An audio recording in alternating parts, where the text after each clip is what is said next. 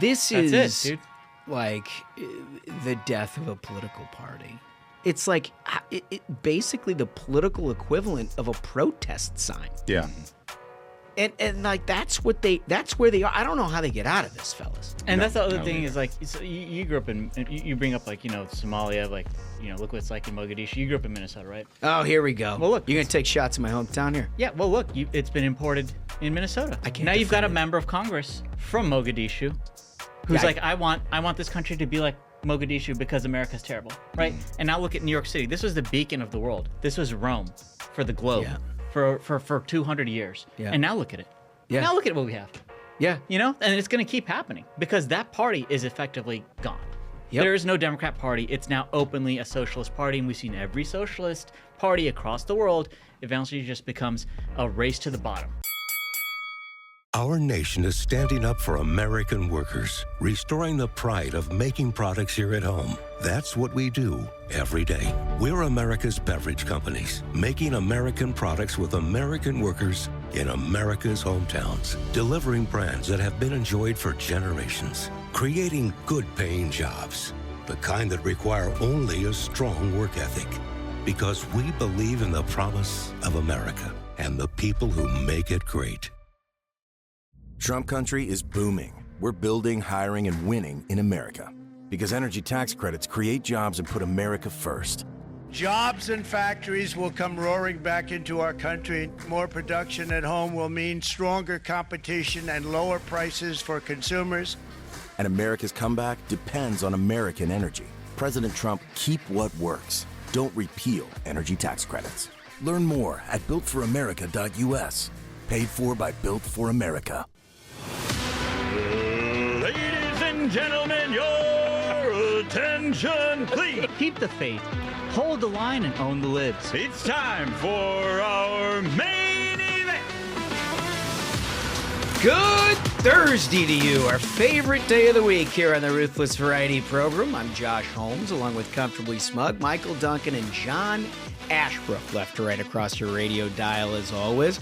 Listen, this has been somewhat of I would say a clarifying week in that you've got two political parties that represent the direction of the American people, and there's a battle back and forth, and sometimes lines are unclear. They're not unclear in this day and age. You've got a Republican Party led by President Trump who has quite literally reestablished the United States of America as the leader of the free world. If you have any doubt about that, go look at NATO. This is an operation that was laughing at President Trump 8 years ago. Mm-hmm. They were saying that he was being provocative and offensive by suggesting that the European Union basically pony up for their own collective defense, and that was a 2% level of their GDP that they had to kick into. Guy shows up after what he does in Iran, Middle East, by the way, tips the cap and says, thank you very much, appreciate it. We can't say it out loud, but thanks. And then he rolls into NATO, and they're like, you know what, 2%, that was great. How about 5%? Mm. And you could just tell, and we're going to get into some of this, and then you juxtapose it with what we saw this week in New York City, which we're going to get into, fellas.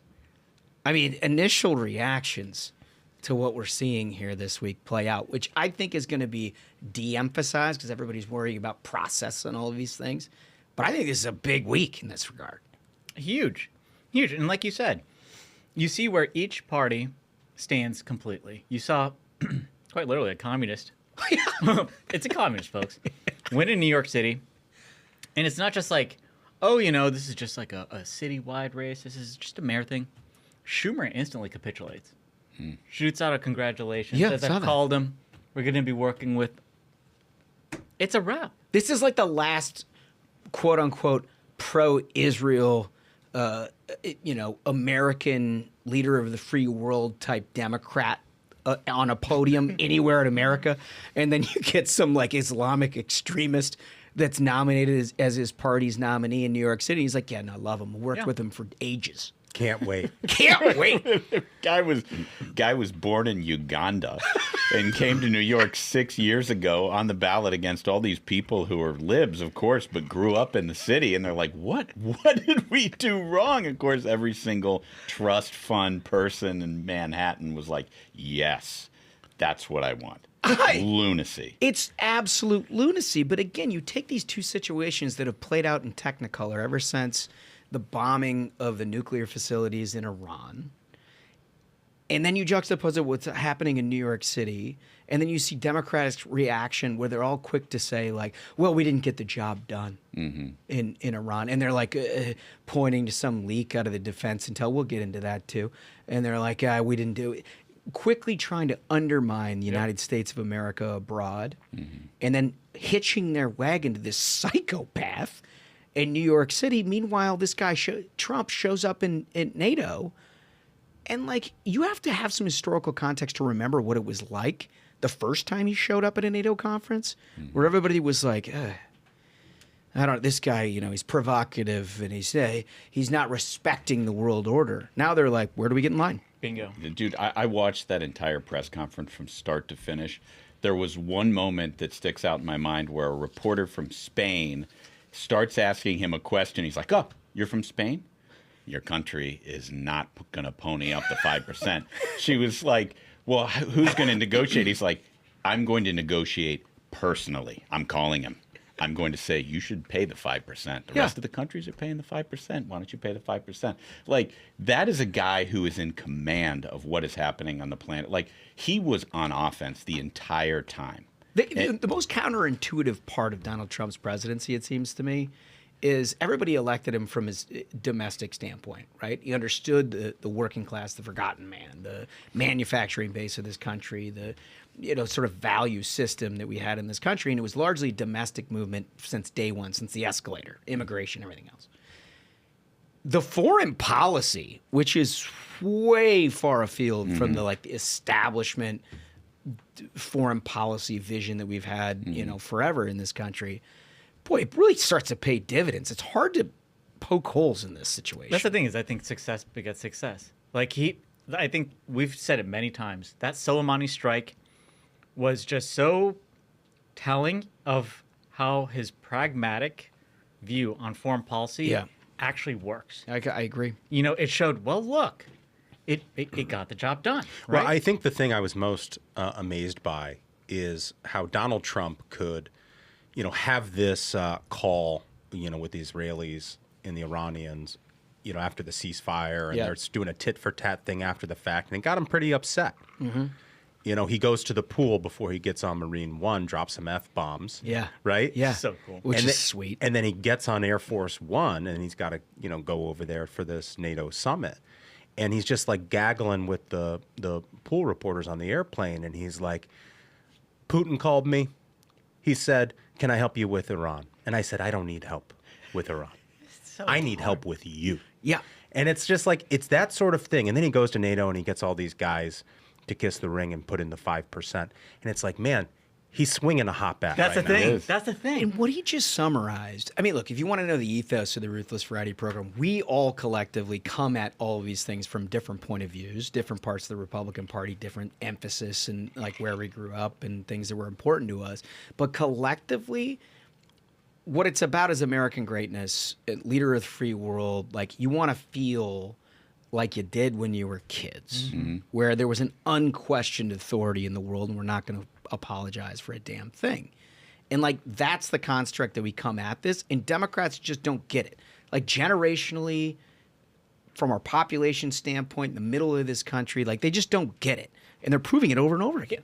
Like you just said, like, remembering what it was like for us as kids, how America, like, that's the whole thing. I think that's why we can come from different perspectives and places, and what informs us and how we became Republicans, and how we do want that. But why we are now all on the same page with all the success of Donald Trump, I think that just goes to prove he really has done it. He's making America great again. Like, it's actually happening. Yeah, no, it's actually happening. It's actually tangible, as opposed to a bumper sticker. Yep. It's not a hat. Yep. This is happening, and you're watching it.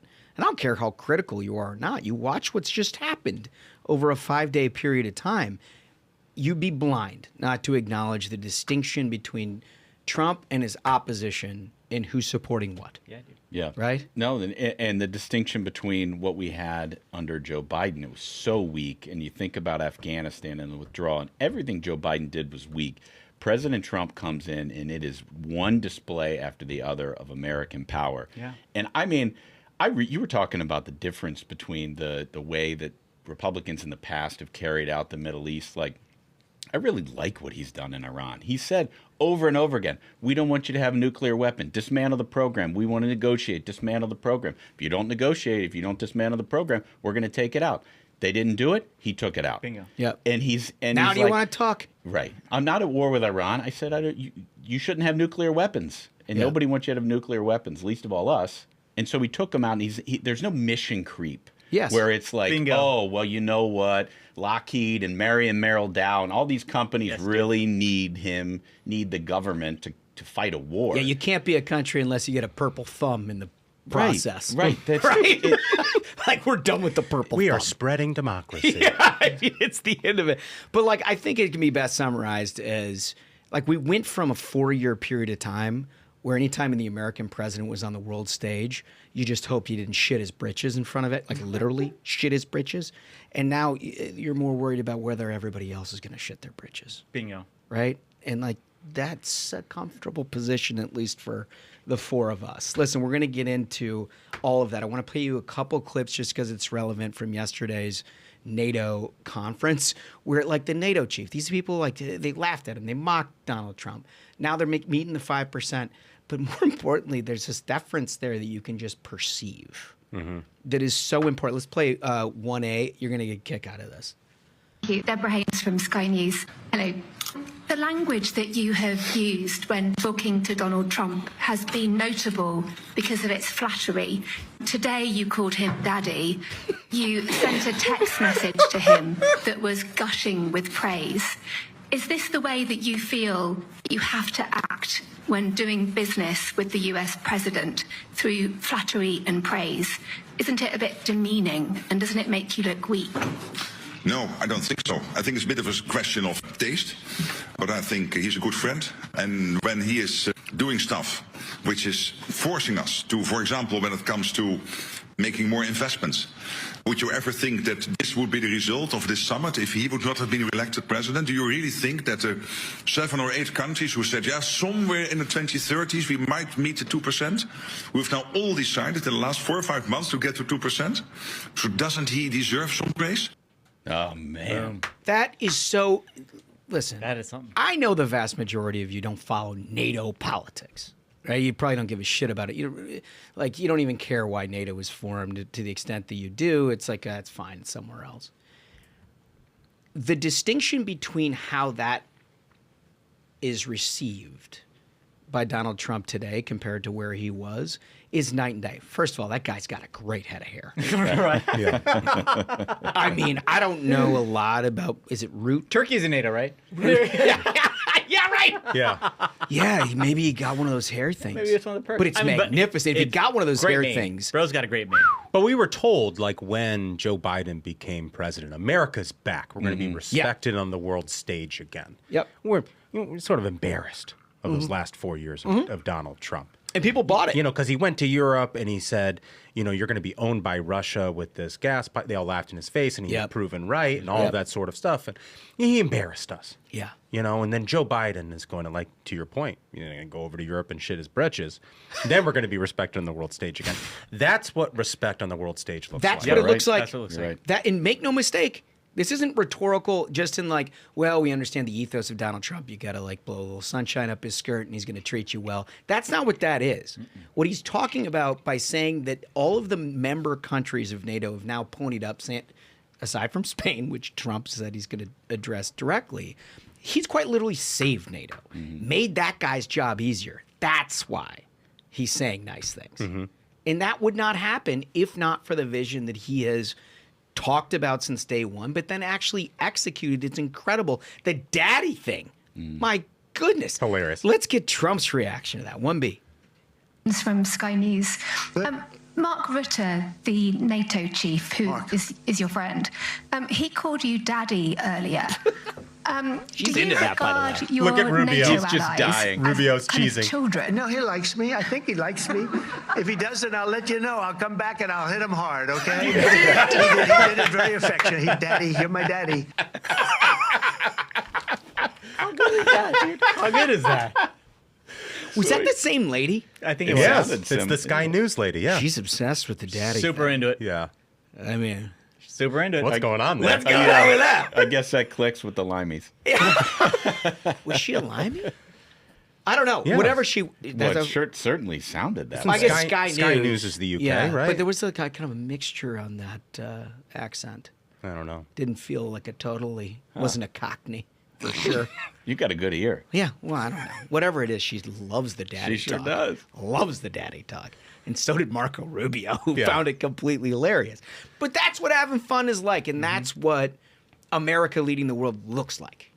And that's what we've been talking about for you get this scattering of information from people, who are like, oh, America, let's blame America. If we do something, America's the problem. What are we doing that gets the response? No, we're the consequence. We are the consequence of their shitty behavior. And you just had Donald Trump lay that out to the world community, and the world community for the first time in a lot of years is like, you're right. You're right. It's fantastic. It's great. It's great to see. And then you just flash forward and you're like, okay, well, how are Democrats taking care of all of this? Not good. Not well. What do soaring auto insurance rates and inflation have in common? Greedy billboard trial lawyers and fraud. You're paying more because trial lawyers are bilking the system. They're working with unscrupulous doctors to fake injuries and file fraudulent medical claims. They're conspiring with MS-13 gang members to recruit illegal immigrants for their bogus lawsuits. And while they're getting richer, hardworking Americans are getting crushed by higher auto insurance rates and higher inflation.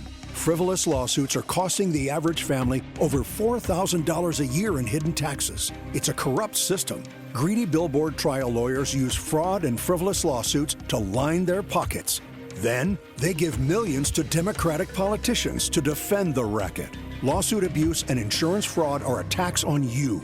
But President Trump can stop their scam and make America affordable again. Ending lawsuit abuse is one more way to put America first. Paid for by Make America Affordable Again.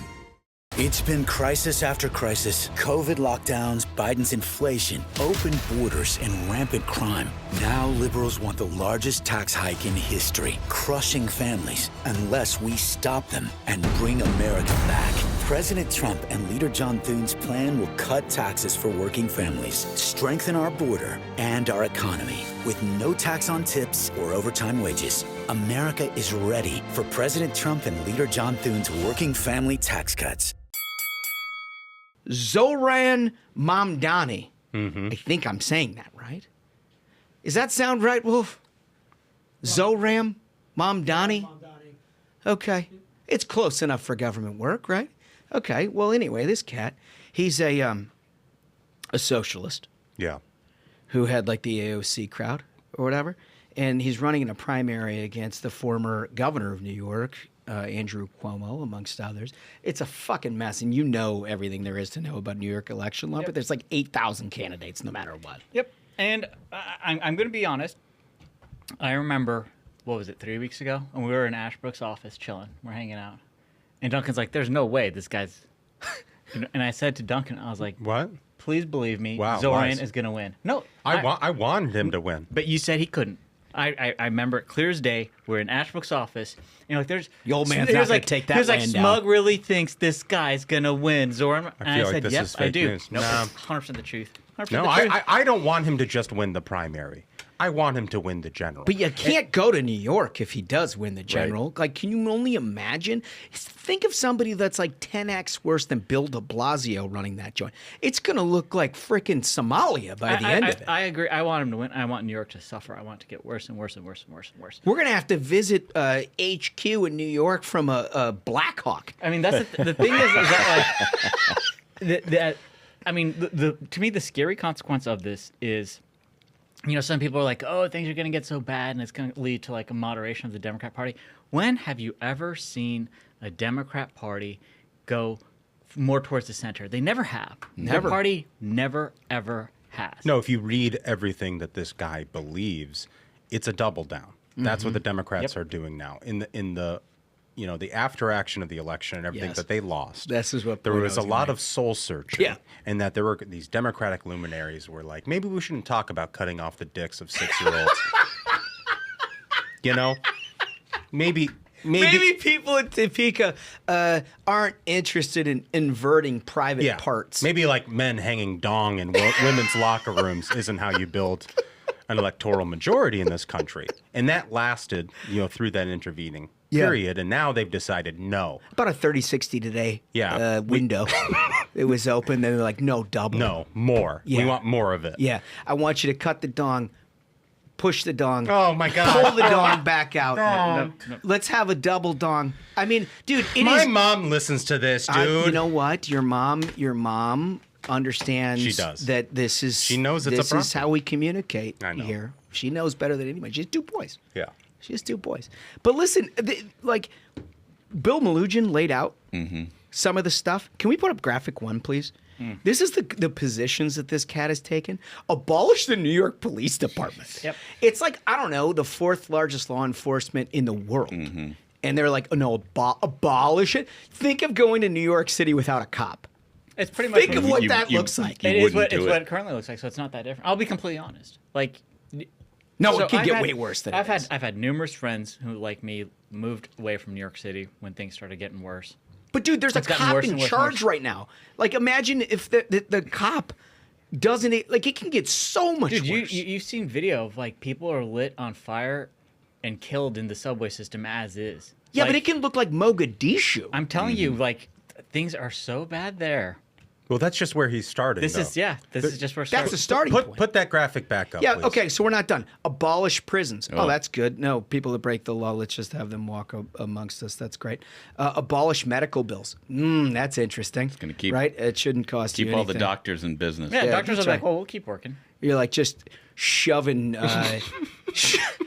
shoving cupcakes down your throat all day, and then Yeah. showing up with the sugar foot. Then you put a handgun to the head of a doctor and you say operate. Yeah, exactly. Abolish private health insurance. Well, that's consistent with pretty much what all Democrats. Ban all guns. That seems right. That's pretty consistent with what they've been. Legalize sex work. I'm going to give them the benefit of the doubt on this.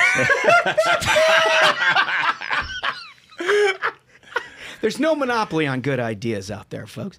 Safe injection sites. That's one of my favorites. We've really seen. Wait, I thought that was do the good same things. thing as the last one.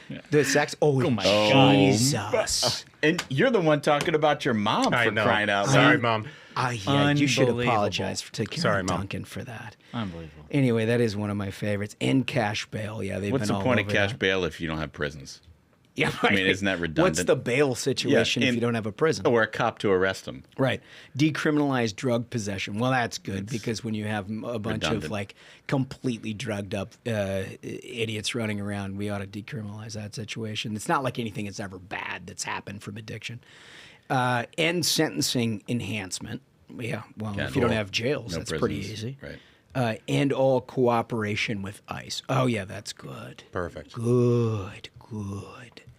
I mean, this is this is the mainstream. This is what they've done. And this is the guy that Chuck Schumer, who's the head. He's supposed to be like the centrist in the Democratic Party who speaks like truth to power. Remember, he took all the shit from the left wing because he was like, we shouldn't shut our government down over enforcing immigration policy.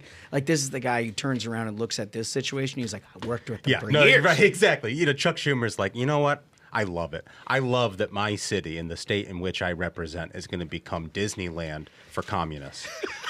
Perfect. It was such a long list. There was one item I noticed was not included, and that is the state-run grocery stores that he's talking about. Yeah. So he wants to take away your safety and your ability to defend yourself, and he is going to control the food supply on Manhattan Island. So, Dude, if you so much as complain about the crime, then you're not going to get your ration of potatoes. Your grocery coupons have been taken away. Welcome to Moscow 1989.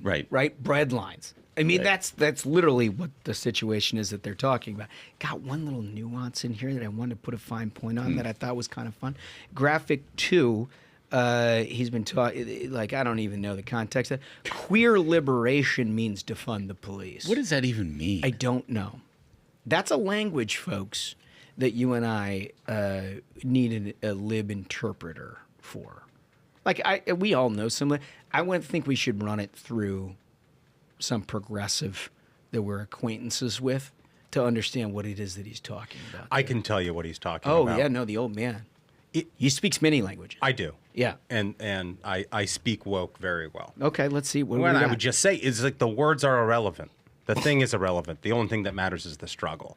Like it's not actually about the thing. The thing is never actually the thing. It's just about revolution, permanent revolution that can never end. Yeah. Like that's actually what they want. That's how you can get to Queers for Palestine or climate justice is liberation in Palestine. You know what I'm saying? Yeah. It's just the intersectionality of everything where everything means nothing. And this is the moral relativism of their entire movement. Yep. Nothing means anything. Yep. Well it's said. it's just a fight. It's Yeah. a fight. It's a forever fight for the revolution. This That's is it, dude. like the death of a political party. I mean, when you stop, it's different if you're in like Mogadishu, where it's all about the fight because every day's a fight. You got to like You got struggle to literal survive. pirates. You got pirates. You know, but in the United States of America, you have two political parties that are supposed to represent broad cross sections of this country. You need a fair amount of support across the country in order to get it done, become president of the United States, or get a Senate or House majority. But what they've reduced themselves to is not about like what helps you or what could make your burden a little easier, what could improve your communities, put a little more money in your pocket, make raising kids and having a community a little bit better. It's what you just said. It's like it basically the political equivalent of a protest sign. Yeah. And like that's where they are. I don't know how they get out of this, fellas. And that's the other thing is like so you grew up in you bring up like Somalia, like look what it's like in Mogadishu. You grew up in Minnesota, right? Oh, here we go. Well, look, you're gonna take shots at my hometown here. Yeah. Well, look, it's been imported in Minnesota. I can't now you've got a defend it. member of Congress from Mogadishu, who's Yeah, like, I want this country to be like Mogadishu because America's terrible, right? And now look at New York City. This was the beacon of the world. This was Rome for the globe. Yeah. For 200 years. Yeah. And now look at it. Yeah. Now look at what we have. Yeah. And it's going to keep happening because that party is effectively gone. Yep. There is no Democrat Party. It's now openly a socialist party, and we've seen every socialist party across the world eventually just becomes a race to the bottom. Well, we've got the receipts on all of this. We're going to get a little bit more into who this guy is because it does tell us a lot more about the modern day Democratic Party, and then some reaction to from Democrats, which I find fascinating. I mean, these people are doing the struggle thing that you talked about post-election, like what's our identity? Whew, it's really hit hard. We're going to get into all of that right after this. America is built on hard work and powered by American energy. Chevron has spent $44 billion with local businesses across all 50 states since 2022, fueling infrastructure and communities, all while strengthening local economies. Last year, Chevron increased U.S. production nearly 20%, powering communities and businesses. From the heartlands to the coasts, we're helping to fuel America's energy advantage, building a brighter future right here at home. Visit chevron.com/America to discover more. Okay, this is that Mamdani guy that we were just talking about in New York City. Nominee. What is this? Like the fifth largest? It's like the fifth largest economy in the world, New York City, right? I mean, it's something like that. For now. Right. But I mean, this is like everybody who's equates like, oh, New York City, it's like a mayor's race. It's not a mayor's race.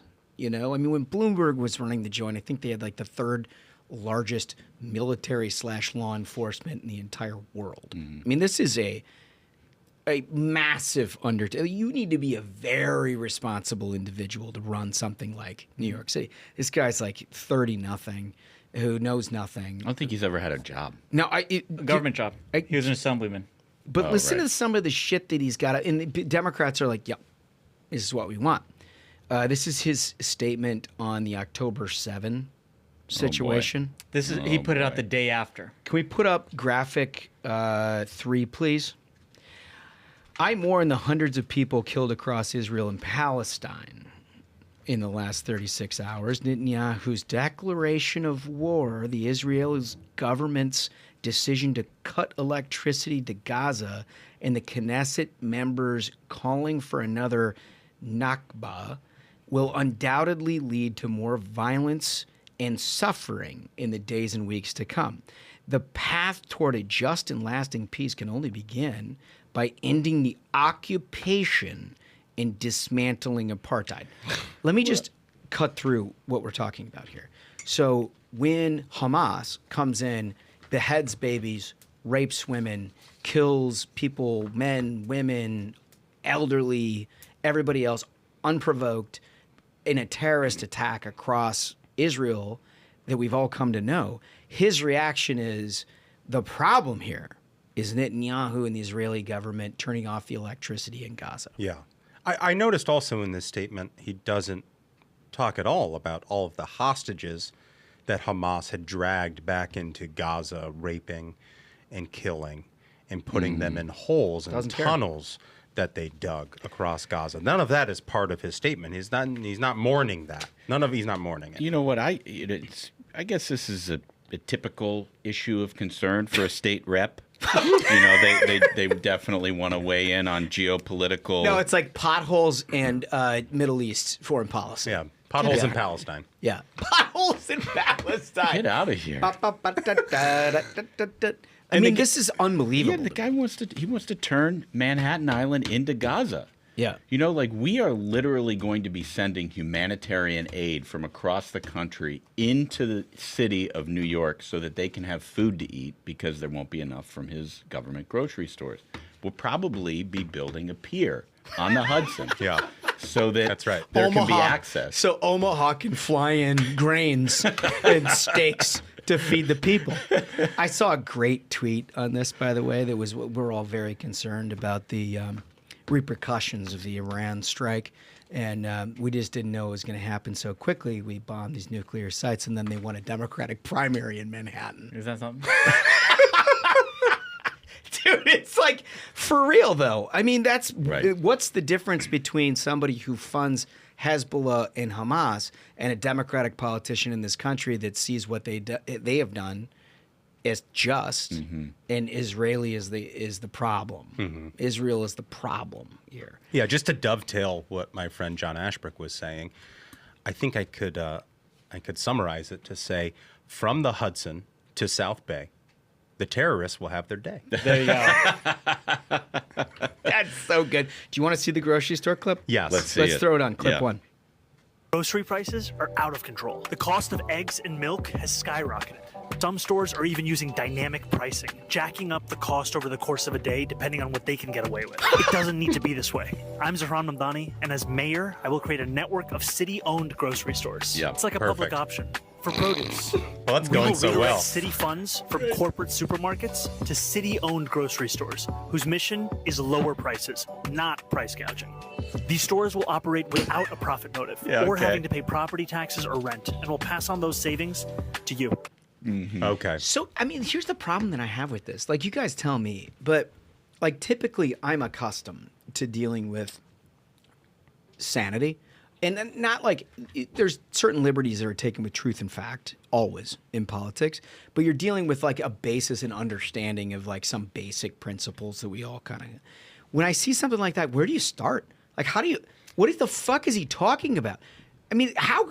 So I was looking at some interesting, responses to seeing this guy win the primary and stuff.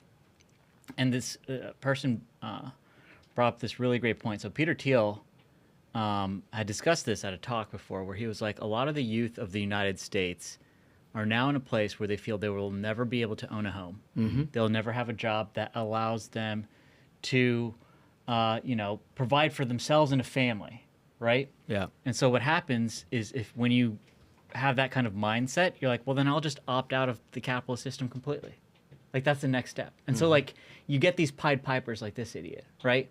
Who everyone knows every time any country has ever done something this stupid. I mean, you saw it in Moscow, like in the Soviet Union, where bread lines, constant bread lines, everything rationed, no one ever has anything.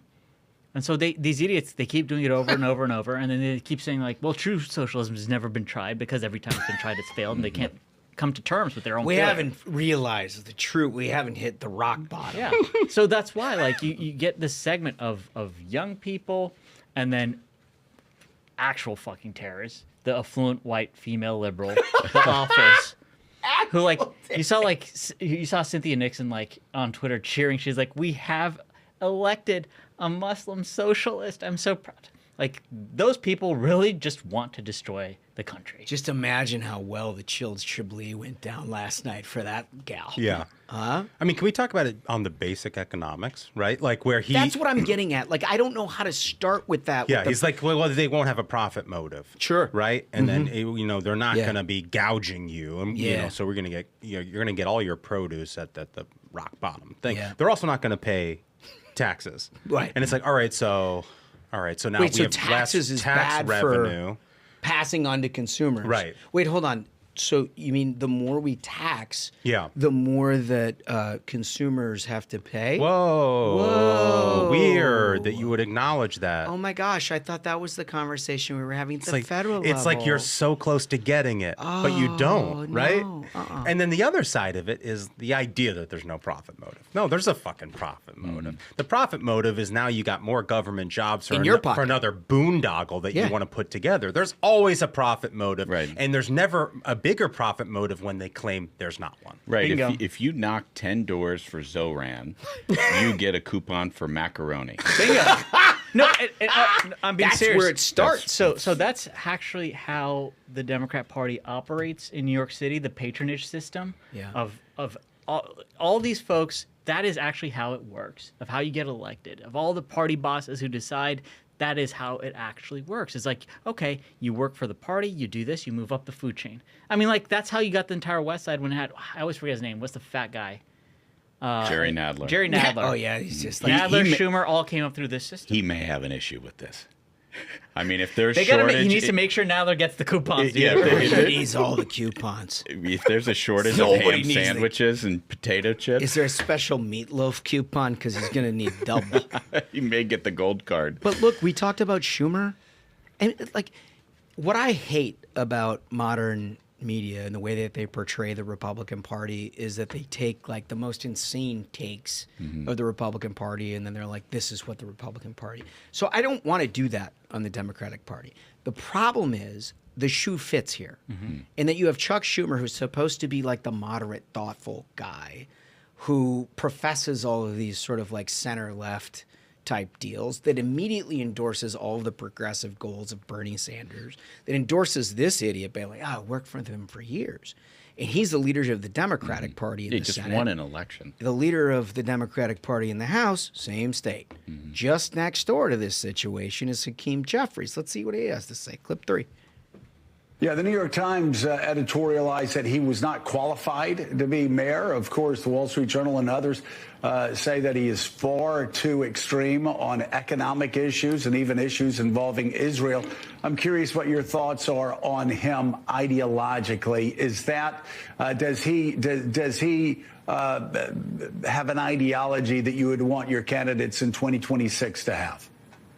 Well, from the standpoint of House Democrats and what our focus has been, clearly we have an affordability crisis in the United States of America, and our focus will continue to be on driving down the high cost of living in this country. Is he ideologically compatible? Well, let me talk about our agenda in the affordability crisis, despite the fact that we drove up inflation at 10x while we were in charge, and like the affordability thing is not what you asked me about the guy. Let's talk about something that's like well, look, from completely irrelevant. From his perspective, 2 tweets for Zohran, Franco-American spaghetti. You get things. It's like a barter system. Okay, you take money out of it. But dude, that's why, again, I hate it when the mainstream media tries to paint conservative Americans in like Missouri as like the most extreme Republican in Congress. I hate that. So I don't want to do that in the Democrat. The problem is what we just quoted were the 2 people who are in charge of Democrats in the House and Senate. They are the party leaders. They will not address it. We talked Tuesday about how Chuck Schumer, the most pro-Israel, oh, we're so excited about it, he's so pro-Israel. On his watch, it went from 100% support of Israel, our only ally in the region, to 25% on the Democratic Party. If that is your beacon of hope within sanity is giving a guy the keys to the car who's lost 75% of just like rational behavior.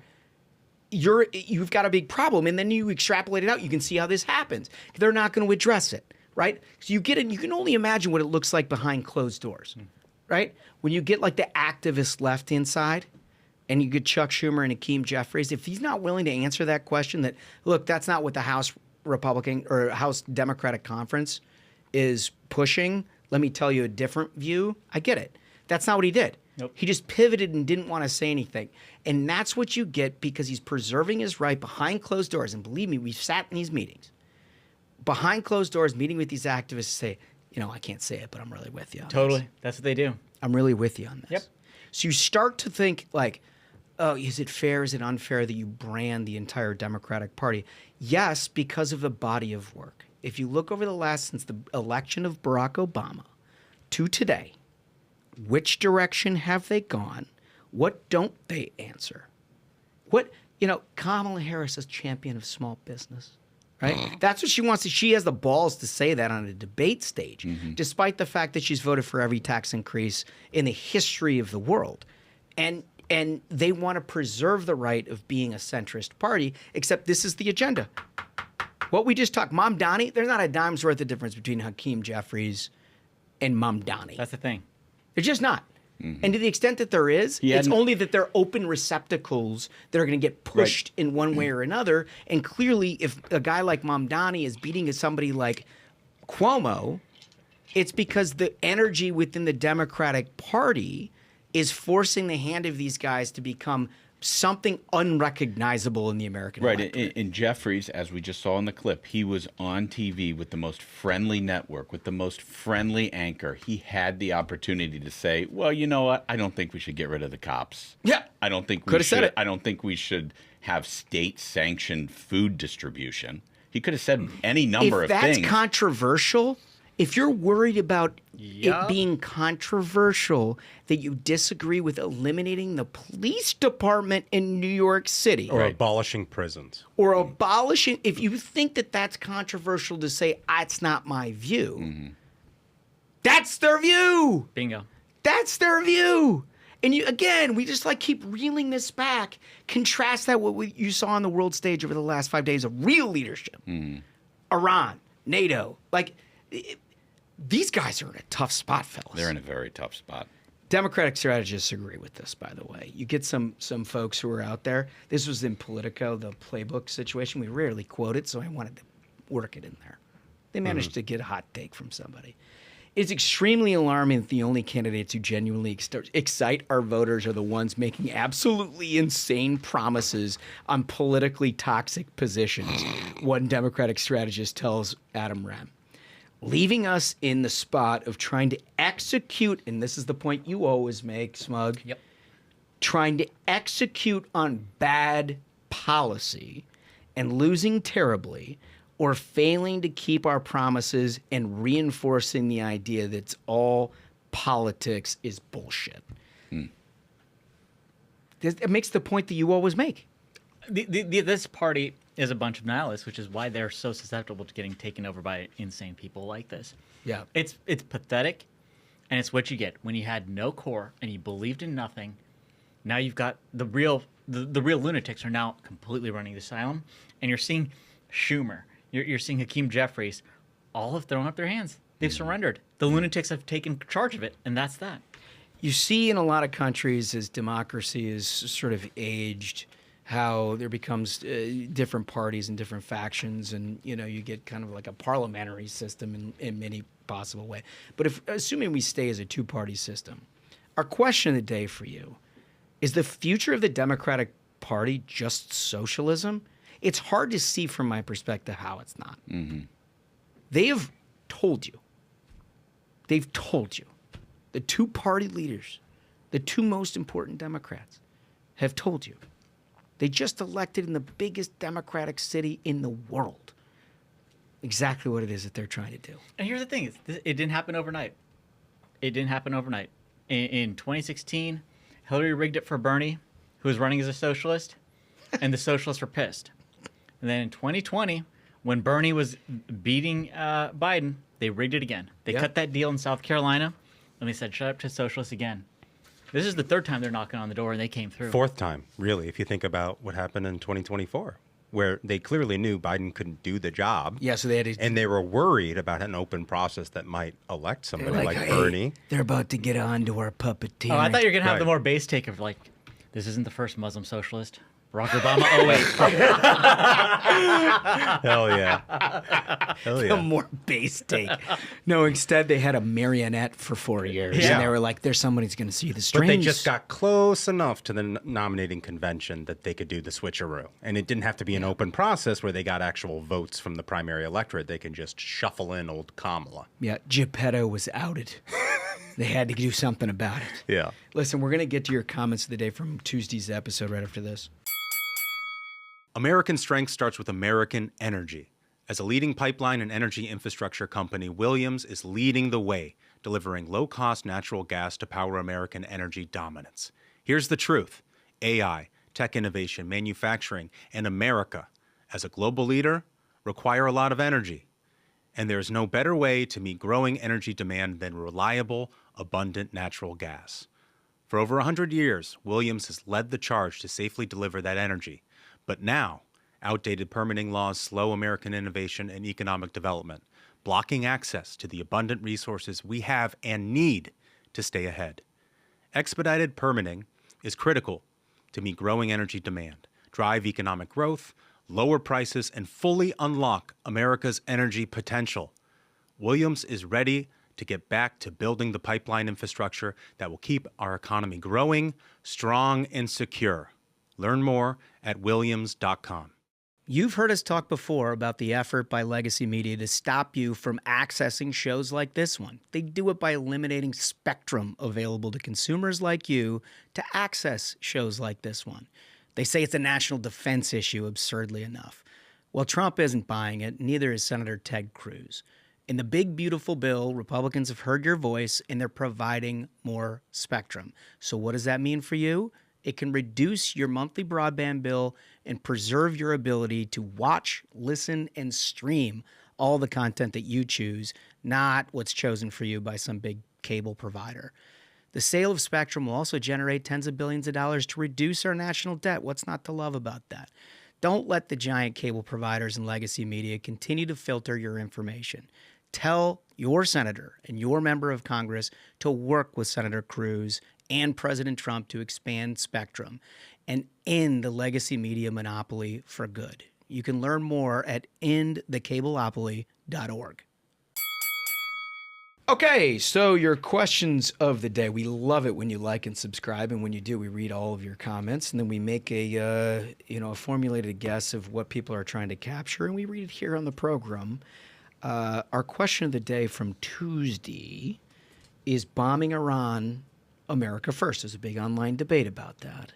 And you all know our opinions because we laid them out on Tuesday, but you have, I think, pretty clearly laid out what your opinions are. And to do that, we always start with a voice. First one comes from Nico in a box, and Nico has some very strong points of view here. Question of the day. Love the program, even when we disagree. This, however, is where we agree slightly.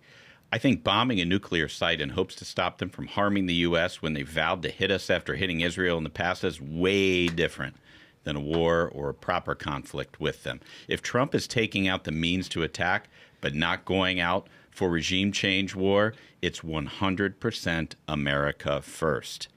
I just wish Tucker could figure that out while he was weaseling around, lying through his teeth in the last 5 programs he's done.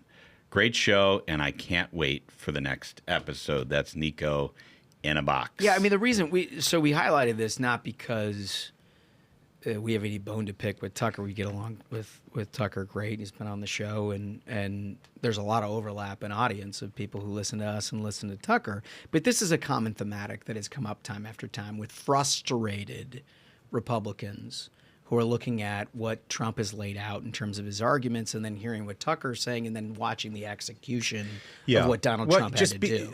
I just think what Tucker was doing was just fighting against a straw man that was never really on the table. Yeah. This idea that we were going to do a ground war in Iran and do regime change led by the United States. And that just was never the case. Yeah. And I think just the way that he did that is why people were upset. Yeah, I agree. Old man, what do we got next? This is from TR.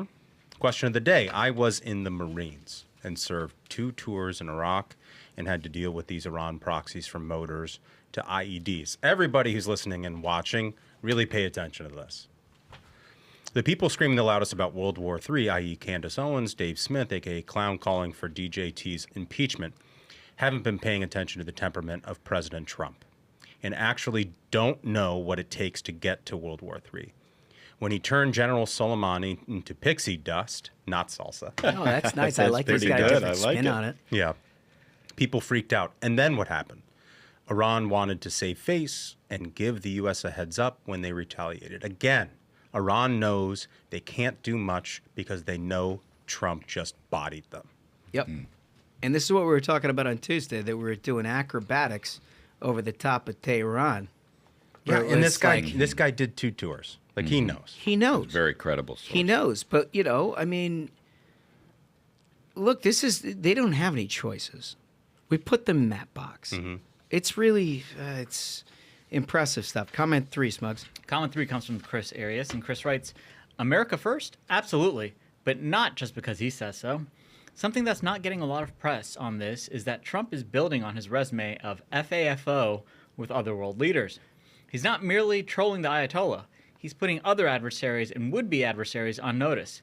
Quote, please pay attention to what matters or I will draw your attention to it. Yes. Quote, So good. I need you to knock it off with the world domination BS. And so help me, if one more of your aggro-weapons or viruses or cyber attacks shows up over here, I'm going to hit you where it hurts. Get your ish together, my guy. Thank you for your attention to this matter. Thank you for your cooperation. POTUS out. Man, I love it. So good. Well, it's what we said at the top of the show. He's basically dragging a bat around the world and saying, try me. Yep. Yeah. Try me. Yeah. I mean, it's like a half step from biplane doing loops over your city. Captain Barry McCockiner doing a lumshavak. Let's give it up for Captain Barry. All right. So, do you guys want to play a game? Yes. Always. I think it's Thursday. Oh, that's right. And we missed it last week. The fans deserve this. We missed it last week. The fans deserve it. I can't wait to be bailiff. I'm going to run a very tight court. Yes, and I'm judge for King of the Hill. Oh, today. back as it should be. Yes, the OG. Yeah. Okay. So competitors are. I've got the champion. Yes, Smokin Joe Walsh. Smokin Joe. Okay, he's been on a heater. Yeah, he has. Smug, who do you have? Challenger Cheri Jacobus. Oh, Cheri, my Lord. Cheri. Here we go. This is going to be great. Let's heavy go. Ringside. Ringside. Ladies and gentlemen, your attention, please. It's time for King of the Hill. In the red corner, fighting out of her own Twitter account, Kami Cheri Jacobus. And now, in the blue corner, fighting from who knows where, and current champion of the world, Smokin Joe Walsh. Nice. That's good every time. Very good. All right, let's get the champion loaded up. I want to see what we have to offer here for the judges' consideration. Okay, spaghetti exhibit number 7, please. Joe Walsh writes, on NYC's mayoral race, I'll say this as someone who's been a Democrat for only a month. Okay, this is good. This is good. The Democratic Party establishment needs to pull their heads out of their asses, wake the hell up, and back candidates who actually meet this moment and who their voters actually want. Wait. He was a Republican congressman. Came in during the Tea Party era. That is an amazing take. The state of Illinois, and now he is a Democrat rooting on Zohran. I think we call that the zeal of the convert right there. I feel like if it wasn't shared with Cheri, that I would be like, whoa, jeez, what a winner. But I got to hear, I mean, this is... Exhibit 5, please. You look, the confidence is hysterical. Cheri Jacobus, the United States needs regime change. No. Pass it on. Wow. No. The simplicity. Hold on. Clarification, please, contestant. Was that posted on X or is that Blue Sky? What is this? That was on X. It looks like an X. It's on X, but it seems at the bottom there's some sort of disclaimer. Did she lock down replies here? Correct. Oh, she did lock down. She replies. locked down replies. She said that the United States needs regime change. She wasn't Pass it on, but not through my account. Yeah, not entirely confident. Not in the my take. account. Not my account. You could do it, but not through me. Look, dude, it's no contest. Cheri wins round Let's one. go. Unquestionable. We got to go to the challenger. Can we do a 2-round knockout? Can we do I'm it? hoping for it because this is such a ridiculous take. Look, Smug's so confident in this. Exhibit 1, please. Cheri Jacobus. Iranian terror cells in the U.S. can get ICE costumes on Amazon and cause terror because of Trump. No! No! Trump Wait, hold on. Think about the mental gymnastics. I mean, Trump controls Amazon's product lines. Don't you understand this, folks? Costumes. I mean, you could just go on there and get an ICE costume. and cause terror. I just love that it's a Mad Libs of every story that's been in the news over the last week. Yeah. It's like ICE, Costumes. Trump, Iran. Costumes. Well, clearly this is Donald Trump's fault if Iranian sleeper cells can get costumes and pretend to be ICE. Oh my God. So good. Unbelievable. So good. What a mind maze she's Ashbrook, got going on. Ashbrook, you better come correct here, pal. It's very, very difficult to compete with that. Joe Walsh is going to do his best, though. And exhibit number 10, please, spaghetti. Could someone right now write the book about how Trump's cognitive decline and how the people around him know about it but are covering it up? Could someone please write that book right now instead of waiting 4 years? Thanks. That's 8:45 a.m. from Joe Walsh. Up and at him. I got to imagine the hangover at that point still pretty intense. I do. I do love that take. And in fact, I've noticed it from a lot of these sort of lib luminaries. They're trying in to the use media the Tapper space. book to be like, ever this is since the the Tapper book rolled out, it's been like every day. It's like, when are we going to acknowledge the cognitive decline of Donald Trump? Despite the fact that their president is on TV 12 hours a day, owning everybody across the globe. Right. They're like, no, that guy's the problem. He's just like Joe Biden. Just like the guy shitting his britches in Europe who can't complete a sentence on the debate stage. We literally had like a full debate about whether he shat his pants in front of the Pope. Yeah. Yeah. It just can't compete with the ICE costumes. No, I'm it's sorry. done. No, it's a it's 2-round knockout. It's done. Congratulations. I would have made the same ruling, Your Honor. It is what it is. It is what it is. We got to get to a great interview here. Brent Gardner, you've heard him here before. He's the guy who's on Capitol Hill, who's sort of bird dogging where everything is at with the big, beautiful bill. He's going to give us an update on all of that. One of our favorite reoccurring guests here on the Ruthless Variety program, somebody who gives us a little under the hood action of what's happening on Capitol Hill, Brent Gardner, AFP. How are you, sir? I'm great. How you guys doing? Well, you know, I feel like I'm a little less stressed than you are. That's You know, you're working everything these days. There's a lot going on. Yeah. A lot going on. But I think reason to be optimistic. Good. Good. I'm glad to hear it. So, look, it's no secret to our audience. You all are extremely interested in the big, beautiful bill. Extremely. And you've got this big grassroots network. Everybody's sort of provided input on a whole bunch of different things that they're interested in doing. Not surprisingly, one big, beautiful bill. Mm-hmm. If it's beautiful, it includes a lot of that stuff, which is what you're following up on. Yeah. Yeah. We're Where are we excited. at? Well, we got good stuff going on, and we got some work to still do. And I Okay. think that's kind of how we see it. And the good news is everyone's working on the work left to do, and they feel a sense of urgency, which is great because the folks that we're talking to across the country have that same sense of urgency. Yeah. They feel like they voted last November to send folks here to get it done. And they keep sending that message. You know, we've had 2 different great activations in critical weekends.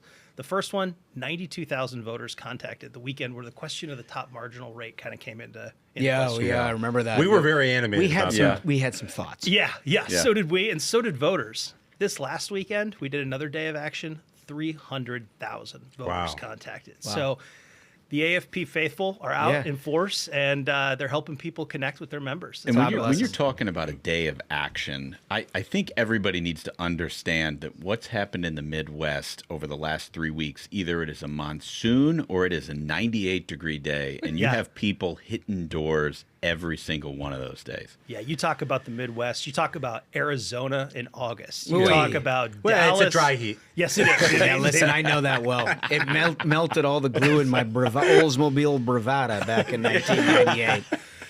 But listen, these folks, they're powered by passion. At the end of the day, they care deeply about this country and getting this job done. And that's why you will see them regardless of weather, regardless of other priorities. You'll see them do the work that has to be done, and they expect their members of Congress and the president to do the same. Yeah, I mean, that's how you build a grassroots network. People listen to what all the candidates are saying. They get involved because they care about something, and they obviously imagine that people are going to try to deliver upon it. This is the signature, obviously, of everything Republicans have been talking about for a long period of time. It's the cornerstone of the Trump agenda.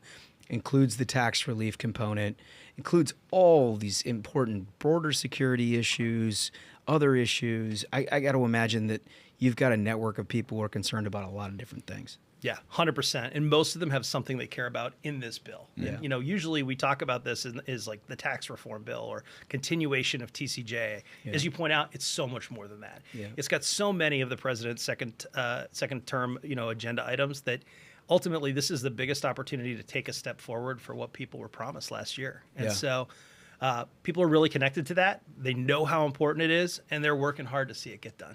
Yeah, it funds a border wall. Right? I mean, this will actually finish the border wall that he started in his first term. Yeah. I mean, look, the question of the challenge of immigration that Joe Biden abandoned the American people on has some answers in this bill. People can start to see some work on that, and we can finally get to work fixing, not just the challenge of people coming across the border, but the broken immigration system that we have in this country. Yeah, so you mentioned the day of action around when they were having a negotiation in the House, and you had actual Republicans out there kind of negotiating with themselves about maybe we'll raise, taxes on the highest rate. And that's how we're going to pay for tax cuts, which is sort of a crazy thing if you're a conservative in this country.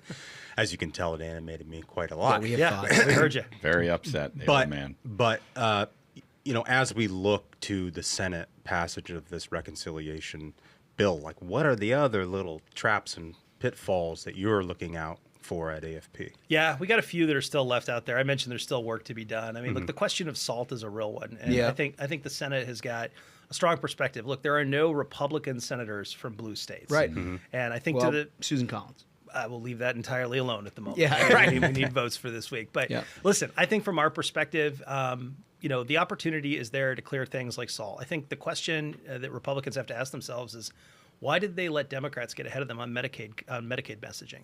At the end of the day, this is waste, fraud, and abuse that we're taking care of. There's opportunities to really go out there and take these things that are looking like issues here in the closing hours, make them winning issues. Talk to the American people about what this means for them, what it means for our country's future. And I think once we square some of those things from a policy perspective, we need to have a real conversation about standing behind the things that we care about. Right. Yeah. And as you're on the Hill, I mean, look, we've done all this. We spent an inordinate amount of time under the dome trying to pilot these things. And there's a couple of scenarios that you want to try to avoid with something this grandiose in its ambitions. One is like a ping pong back and forth, right? Where the Senate has a view, the House has a view. You keep passing things back and forth that sort of make changes at the margin, but never can get across both legislative bodies. The other one is like you do this conference committee that can last for months. So it seems to me, from the outside looking in, but you tell me because you're in the middle of all of this, seems to me what they're trying to do is sort of pre-conference or pre-negotiate something that is simultaneously going to pass the Senate and the House, and they don't know it until they see it, and when they get it, they're going to go quickly to make sure that they've got the votes to get it done. Yeah, that's what it feels like. I mean, you heard talk this morning about keeping everyone here until this thing gets done. I think that makes a lot of sense. We talked at the beginning of this that there were three major bad things that could happen here. One, no bill. Largest tax increase in American history. Yep. 2, bad bill. Something that doesn't actually connect with people, that doesn't do what people wanted. And then 3 is late bill. And that's what we start to worry about when we talk about things like ping-ponging or conference committees. Yep. In 2017, the bill came too late for the economic impact to really hit and for people to get connected to it. And so, unfortunately, it left people with a different taste in their mouth than it will be if they get it done now. We'll have 3/4 of opportunity for economic growth. We'll have an opportunity for a messaging on the economy and the other priorities that the president can stand on, and that he can stand next to members of Congress on and get them reelected in the midterms, push back against those traditional trends. And I think that's why it's so critically important. I think people get it this time. And job creators and small businesses around the country are like clamoring for this. Do like, it. Get it done, because they want to be able to plan out, like, what is it going to look like here into the future? And like, how does that impact my business? I can't make investments. I can't grow jobs and things like that if I don't know. Yeah, you're 100% right. The permanent part of this, the permanency also means that we're not coming back and having this fight 4 or 5 years from now. So that's a really great thing. So I think you're right. Yeah, I mean, look, there's been divergent perspectives on a whole bunch of different pieces. The permanent thing, I totally agree with you. Yeah. That at least on a business planning standpoint, for all the people who are employed by small businesses across this country, it's important to have a 5 and 10 year outlook. You got to plan for these things. You got to inventory things. You got to make sure that your business reflects the tax environment that they're in. By just setting it down and saying this is what the law of the land is, makes a difference, right? I mean, yeah, I mean, that's what we hear all the time. It frees up the opportunity for people to engage in the type of capital investment that they need to have growth in this country. And let's be real about this. We're not in a position where we're bending our debt and deficit curve significantly here. We need to grow. And to do that, we need great tax policy to do it. And this gives us a great opportunity to have certainty, which is something that the market has been crying for, the American people have been crying for, and Congress and the president can deliver on as soon as next week. Tons of media outlets out there, tons of different members out there talking about the bill, and everybody in our audience is always wanting to know, who else should I be listening to? Who should I be watching for if I want to learn the most in a limited amount of time that I have? And we know Mark Wayne Mullen, very good friend of the program, is working back and forth between the House, where he was for a long time, on SALT issue in particular, and the Senate, where Mark Wayne is now. I wonder if there are any other members that you think our audience should be watching in this process to sort of get the real news? Yeah, great question. I think a lot of folks at different times during this have counted out Speaker Johnson, but I think he's been right more often than not, and he's been able to pull off miracles that I think people would have said he wouldn't have been able to do. I think he's definitely a person to watch, and he has a real beat on, I think, where that chamber's at. I'd add Steve Scalise to that message. I think he's also someone who, when he's talking, he's not just giving you a beat on where the chamber is, but helping to lead them to where they need to be. And I think John Thune's another one, right? I mean, look, this is his first run kind of through something at this scale. And so far, I think the partnership that we've seen between the Senate and the House is going to be, to your point, that's going to define success or failure in the near term on being able to get this done quickly. Those are 3 big ones that I would look to. But listen, the great thing about X and the job that Elon did kind of opening that up is we can hear from all of them. We can take a real-time snapshot of where members of Congress are.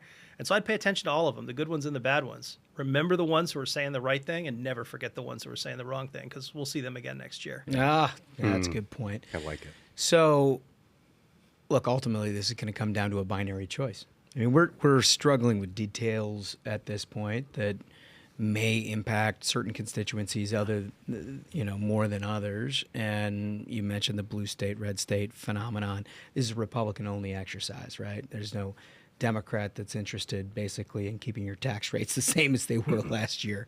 So we'll keep an eye on John Fetterman. We'll see what happens. Is that right? Do you think? I don't know, but I won't count him out yet. Really? Yeah, I'll make this appeal. This is a good opportunity for you to do the right things. I mean, it really is. But I didn't even think statement. that was a possibility. We'll see. Huh. Well, he's kept his cards open. The board's not live, so we'll see what happens. If he votes for it, I will personally hand deliver one of those senator sweatshirts that we have in the merch store. Yeah. I mean, he deserves it. That's a promise, sir. That is a promise. We will show up, unquestionably.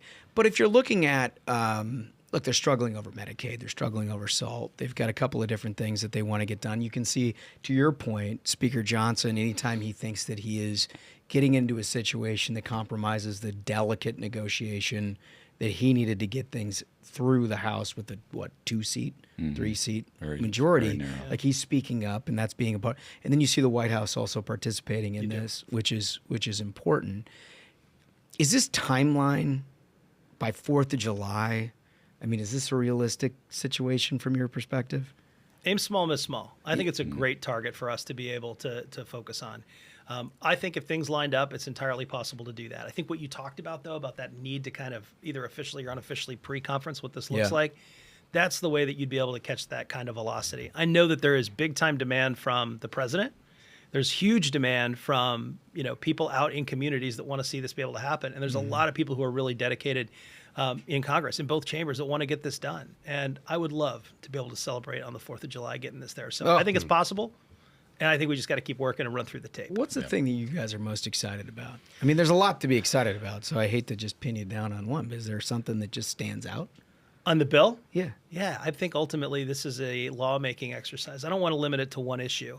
This was a chance where Republicans said, let's take a swath of the things that we can do and show Republicans can get it done. Yeah. There's opportunity for great disappointment if they don't do it. But the opportunity to be able to demonstrate what is step one in a process where Republicans can show the ability to lead on issues that are critical and not only just pass this bill, but come back with what's next and say on to the next. I think that's a big deal. For people to see that Republicans can do it, that's what I'm excited Well, so about. I'd like to talk about that for a second. And we had Speaker Johnson in recently, and he sort of laid that all out. And for a lot of our listeners and viewers, that was the first time they ever heard it. It's like big, beautiful bill is step one. And then you've got a rescissions package and maybe another one. Then there's the appropriations process where you really figure out the spending stuff.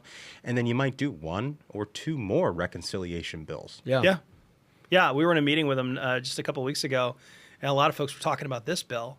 And he said, well, maybe that'll be in the next package. And a lot of people kind of perked up. People are that's kind of fun. People are very focused on this bill, as they should be. But the idea that this is phase one and we have a real intent to go further and to do more, I think that's the kind of thing that everyone should get excited about. No question. Look, this one locks down the economic growth component, the stuff that we saw in 2017 that allowed the economy to expand. Obviously, we had COVID and everything else that inhibited some of that, although we bounced back despite Joe Biden and all the policies that administration had. And so this is a reset the dial from the fundamentals. And then, as you were saying, step two, step three, try to get our finances in order a little bit.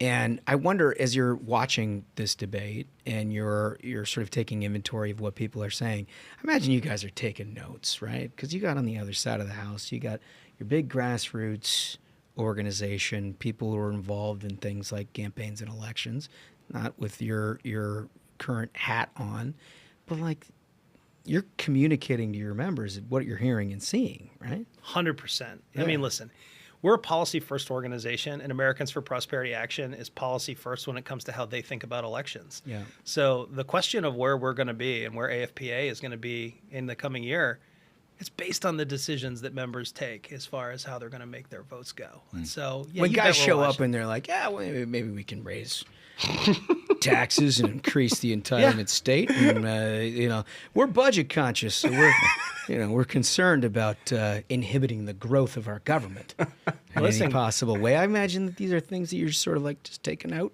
We don't just take notes, we issue scores. And so from our perspective, the opportunity to help people understand and evaluate who their elected officials are today and who they could be tomorrow, that's a big part of what we do. I love it. Hold them accountable, Brent Gardner. We're going to do it. Do it. And I think they're going to get this done. I think you and your team have done terrific work, a lot of terrific work being done on the Hill, but we can't afford to have an economy without it. I mean, this is the basis. This is the first step in getting a conservative economy that grows, that does the things that we need for people across this country. You're as right today as you've been the whole time as you guys have been talking about it. So you're the man. You've been a great partner in all of this. Keep us up to date and tell us, as you're hearing stuff on the Hill, if you hear something concerning, come to the Ruthless Friday program. Yeah, let us know. We love being angry. Not just what, but who. We'll do that too. Yeah, it turns out they all listen.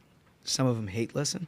That's okay. But they listen. That's okay. And so you let us know. We'll do that. Brent, thank you so much for stopping in. Thanks, guys.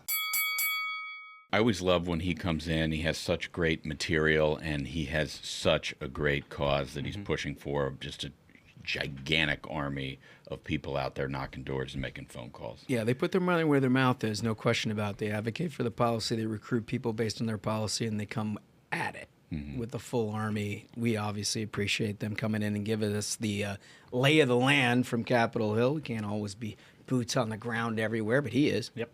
So thanks to Brent Gardner for that. Listen, we just absolutely love doing what we're doing. We got some exciting stuff coming up that we're going to talk about. that, maybe next week we have some conversations that I think you're going to be really excited about. Yes. I know we're really excited about it, but we're going to make you wait. So until then, I think we did it. I think so. Absolute banger of an episode. Gentlemen, thank you so much to the Minions. Thank you so much, Brent Gardner. So until next time, Minions, keep the faith, hold the line, and own the libs. We'll see you on Tuesday. Stay ruthless.